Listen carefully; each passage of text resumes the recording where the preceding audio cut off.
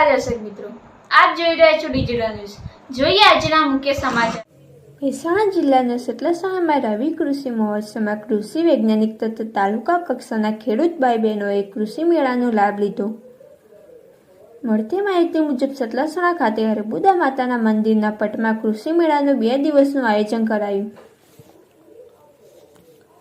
આ આયોજનમાં જિલ્લા આંકડા અધિકારી શ્રી પ્રિયક રાવલ તથા આવેલ અધિકારીઓએ ખેડૂતોને ધ્યાને લઈ ખેતી તથા પશુપાલન તથા ખેડૂતલક્ષી અન્ય પ્રવચન આપી ખેડૂતોને સરકાર તરફથી લાભ મળે અને ખેતીવાડીમાં માવજત બાબતે સારું એવું પ્રવચન આપી ખેડૂતોને સારો એવો ભાગ લેવા માહિતગાર કર્યા હતા અને ખેડૂતોના ફાયદા બાબતે ખેડૂત તથા અન્ય અધિકારી તરફથી સારું એવું પ્રવચન સંભળાવવામાં આવ્યું હતું।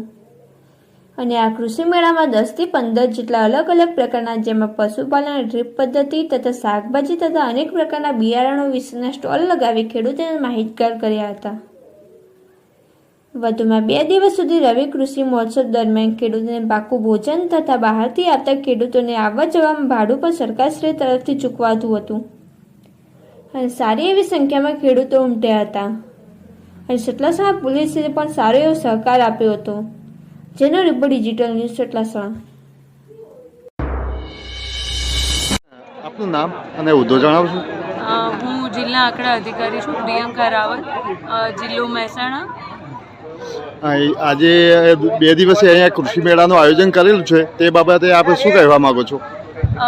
સરસ મજાનું આયોજન થયું અને લગભગ 1200થી વધારે ખેડૂતોએ મુલાકાત લીધેલ છે આપણા આ રવિ કૃષિ મહોત્સવમાં અને ખૂબ ખૂબ આનંદ થયો। આટલા બધા ખેડૂતોએ ઉત્સાહપૂર્વક અને આવીને ઇન્વોલ્વ થયા અને સારું એવું બધાને સાંભળ્યા છે અને બહુ સરસ રીતે એ લોકોએ પાર્ટિસિપેશન કર્યું છે અને એ બદલ હું નોડલ અધિકારી તરીકે આપણા વહીવટીતંત્ર વતી સૌ ખેડૂતોનો આભાર માનું છું।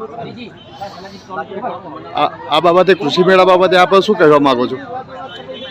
રવિ કૃષિ મહોત્સવ 2024 અંતર્ગત 2 દિવસમાં 600 ખેડૂતોએ ભાગ લીધો અને અમે લગભગ 15 સ્ટોલ બનાવ્યા છે। તો બધા ખેડૂતોએ સ્ટોલની પણ મુલાકાત લીધી છે અને પ્રાકૃતિક ખેતી અને મિલેટ્સ પર અમે વધારે ધ્યાન આપ્યું છે અને બહુ મોટી સંખ્યામાં ખેડૂતો વૈજ્ઞાનિકોની ટીમે પણ બહુ સારું એવું માર્ગદર્શન પૂરું પાડ્યું છે અને અમને 2 દિવસ બહુ જ મજા આવી। બહુ મોટી સંખ્યામાં ખેડૂતોએ ભાગ લીધો।